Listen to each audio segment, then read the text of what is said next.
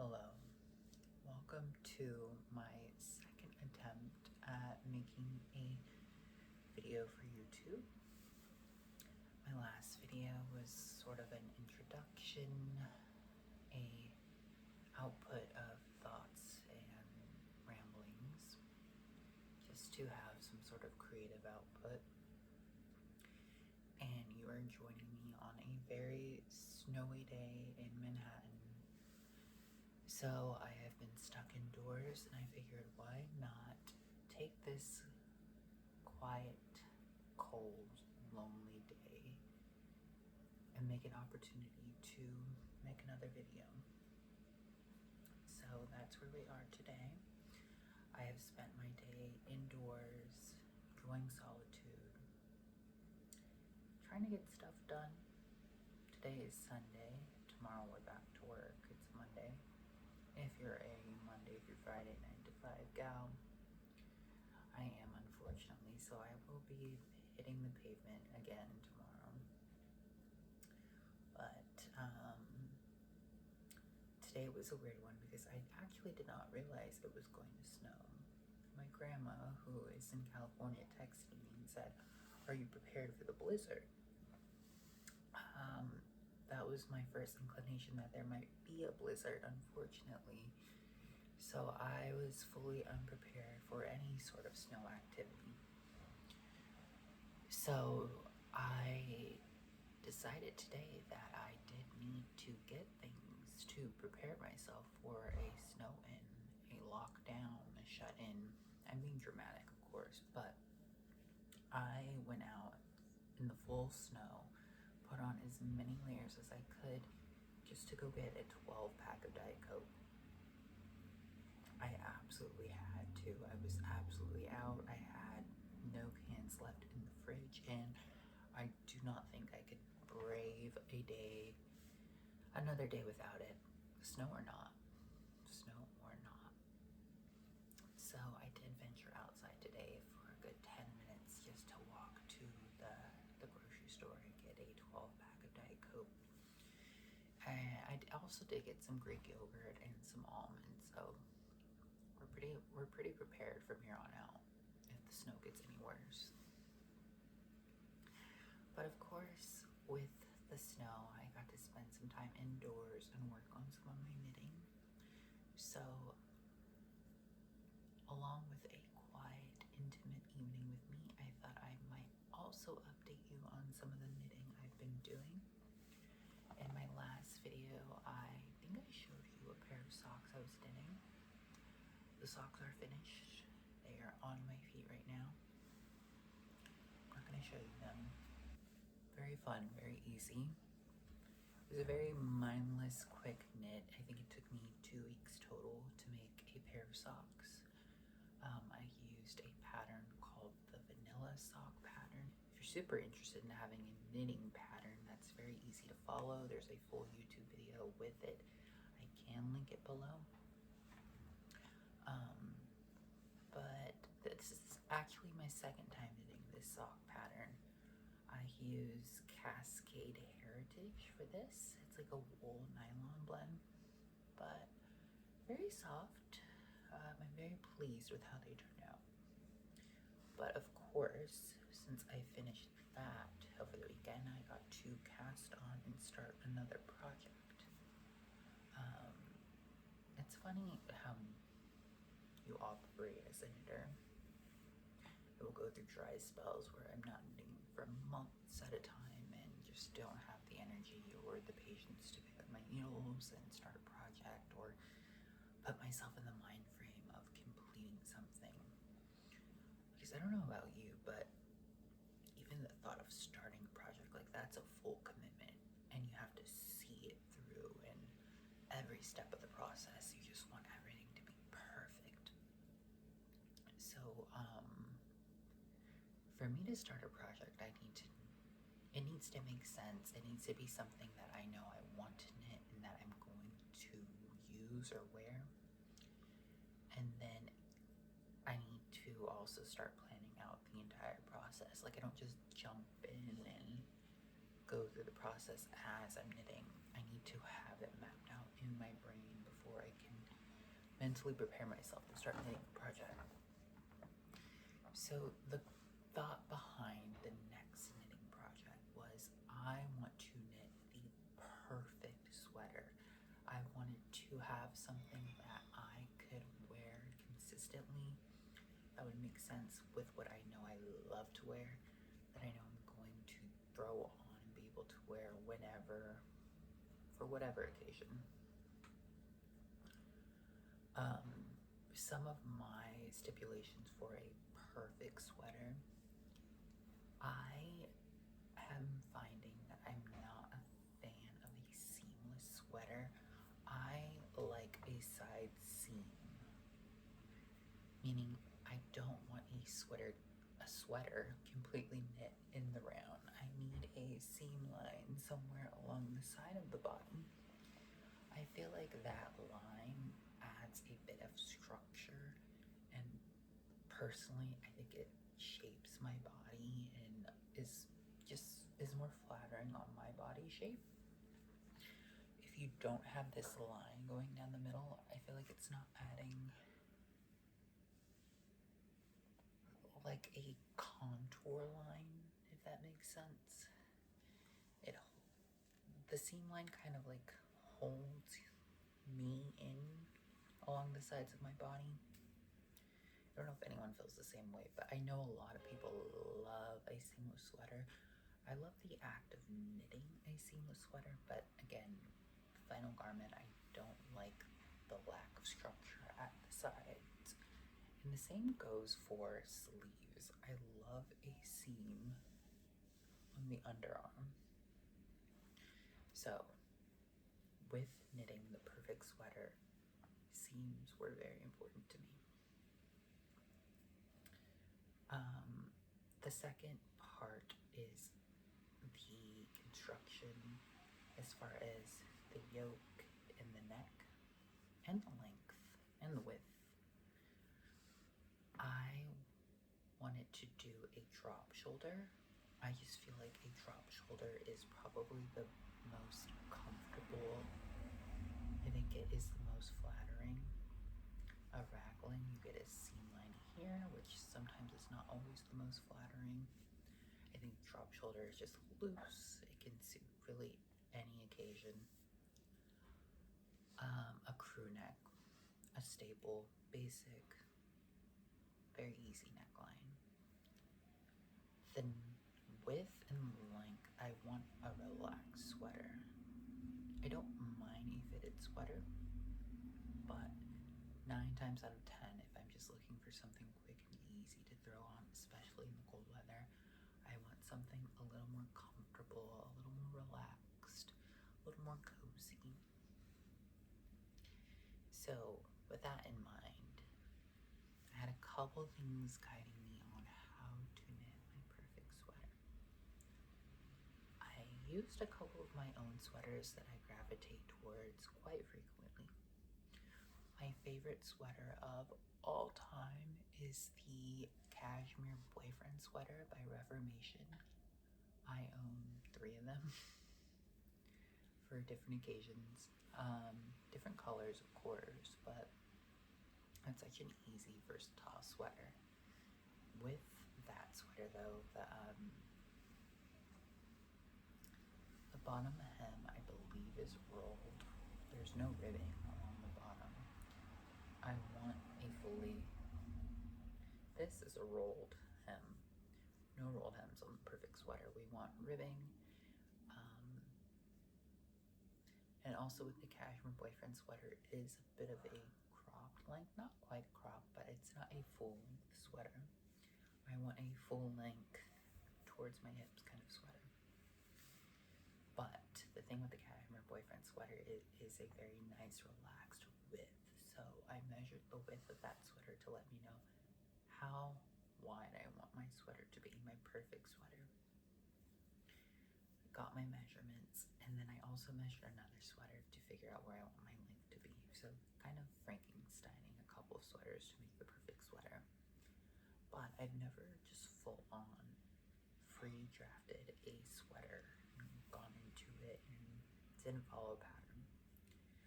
What I got this lovely, lovely book, The Ultimate Sweater Book by Amy Herzog. It truly is a great resource to make sweaters, very basic sweaters, basic construction. I picked this up because I had read that she uses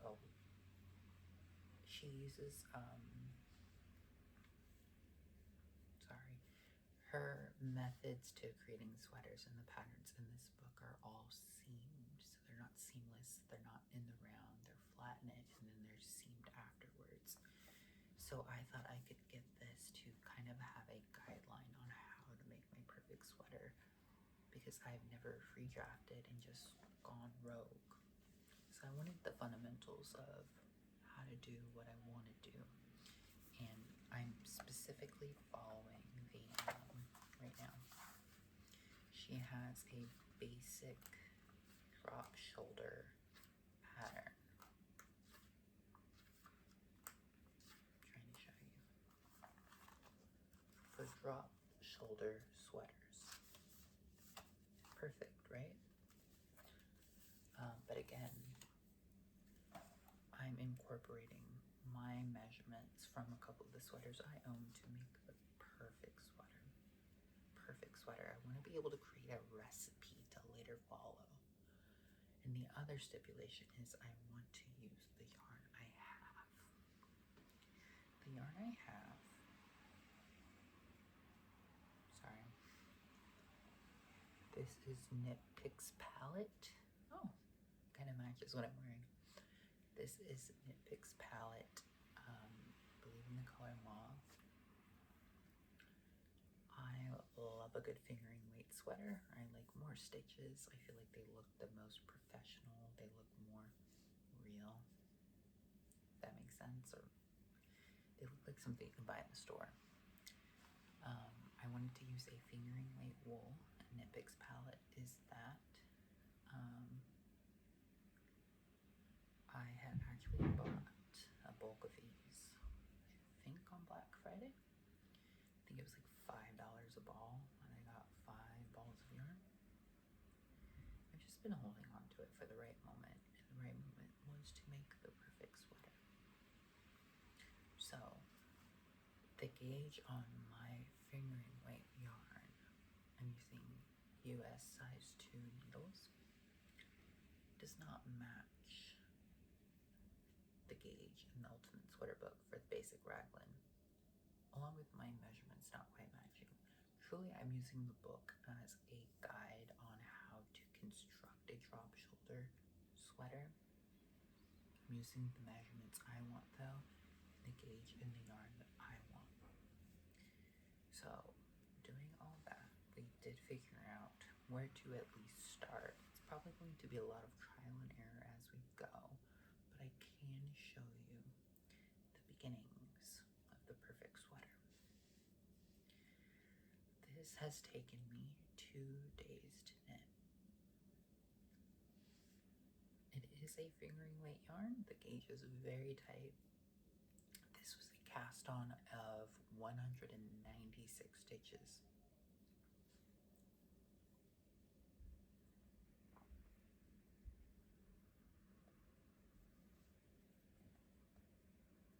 Looks a bit big now. It is going to be a relaxed sweater in general, but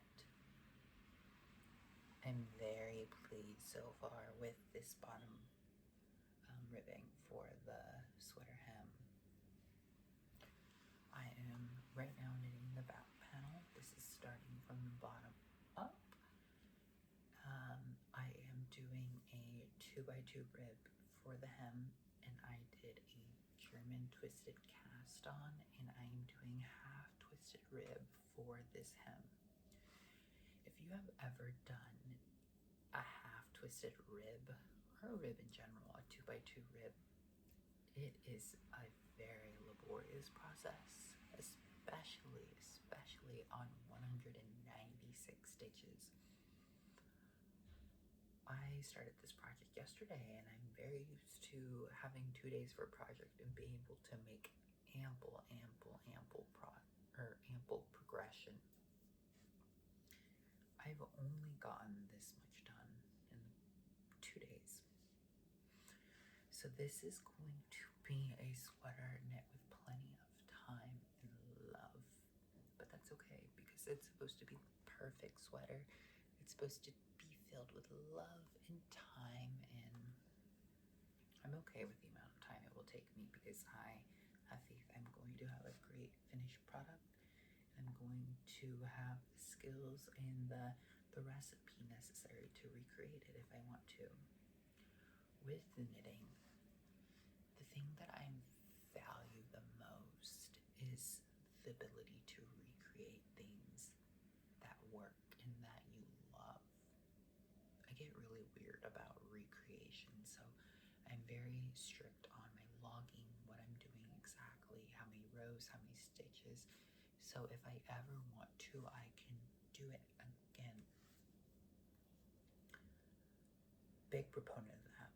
So I will take my time, I will log every single detail, every single process of the knitting. I had thoughts of kind of vlogging the process of the perfect sweater, but I don't know. I don't quite have the audience yet to make knitting videos, but I think that'd be a really fun pivot for me.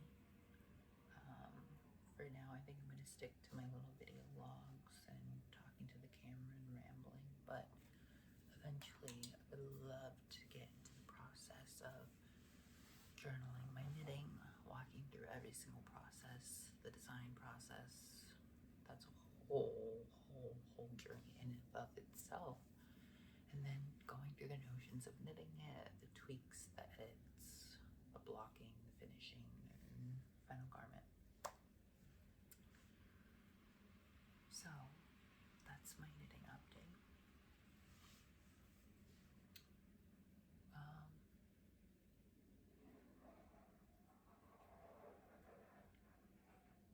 Not a lot of other updates since the last video. New York has been very cold. It's been snowing since yesterday. Lana Del Rey put out a new song, White Feather Hawk-tailed Deer Hunter. I believe I got it right. If I got that right off the top of my brain, I would be very impressed. But it's a beautiful song. I quite enjoy it. I have loved my Lana Del Rey for quite some time. I will say over the past couple of albums, not been quite as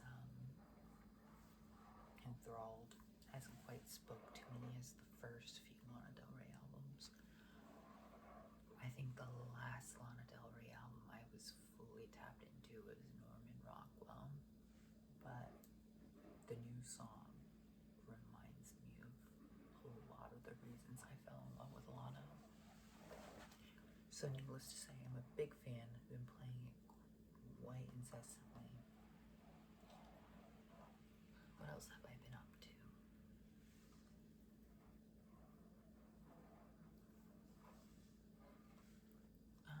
In other terms of media consumption, I've been really into watching very random gaming videos. I am a sucker for a 2-hour-long YouTube video about things I know absolutely nothing about. And I don't know why. I don't know if anyone else can just really dive into a YouTube video essay on topics that they are completely oblivious to. I've been watching this YouTuber, Not Malcolm, that is not solely, but like a majority of the content is around The Sims. I do not play The Sims. I don't play video games much in general, but I do have a penchant for watching video essays about gaming. Just very relaxing and peaceful to me. I think because it's so outside of my world that I find comfort in the not really having to dive in and analyze and know anything about a topic. So shout out to those video essayists. I'm trying to to get rid of clothes at the moment.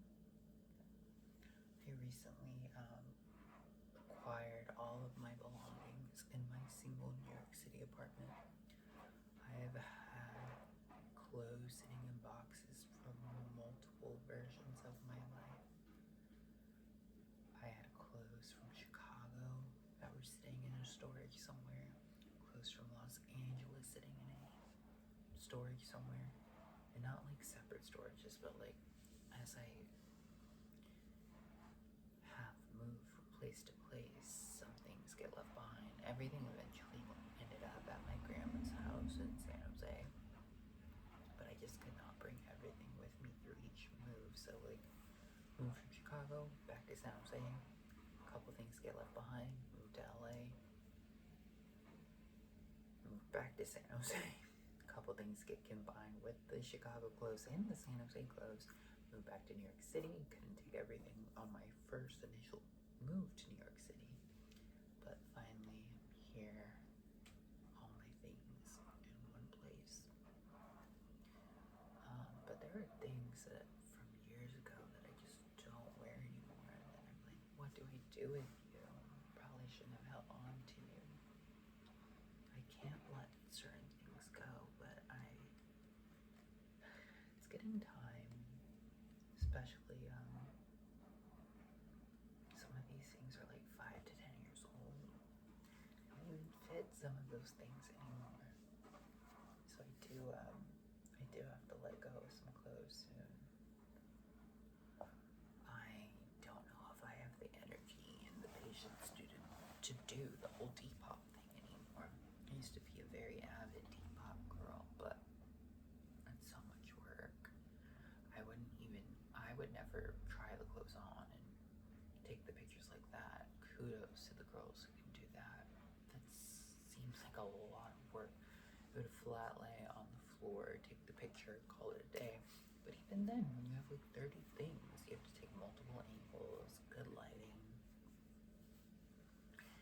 I don't know if I have the patience for the Depop. Speaking of Depop, how cute is this sweater? I got it on Depop, I think 2 years ago now. Such a funny story about this sweater, actually. When I was first getting into knitting, I was really into Michelle Nia. She is a knitwear creator. I think she makes clothes and accessories and bonnets and socks, and she's a really like introductory inspiration for me to actually start knitting myself. But she makes YouTube videos, and I think she had a video where she was wearing this sweater, and I was so obsessed with it. So when I'm obsessed with any item of clothing that I see on an influencer or a celebrity that I want to own, I will do the Google Lens image, like save the picture, upload, and try to find it. Could not find this anywhere. It was like such a grainy like thumbnail photo or like screenshot of her video. I was trying desperately to find this sweater, and I could not find it. And then by the skin of my teeth, by my, what am I trying to say? With the utmost luck that was presented upon me, she posted the sweater on Depop. Oh, sorry. She posted the sweater on Depop, and I snatched it quickly. So this is a prized possession. Shout out to her. I love the sweater. My favorite color is purple, so to have a like color block, multiple shades of purple sweater, so cute. But yeah, that has been me rambling for a good 20 to 30 minutes on this snowy cold day. I've not had any comments, no views really so far, so it really is just me talking with myself. you're out there, I hope you're enjoying. This video, granted, I think is a little bit better than the last one. The last video was webcam quality. No idea what I was doing. Still don't know what I'm doing, but at least we have a little bit better audio and video this time. I would love to do more knitting videos, so if that's something you find interesting, I can pivot away from this ASMR using content. I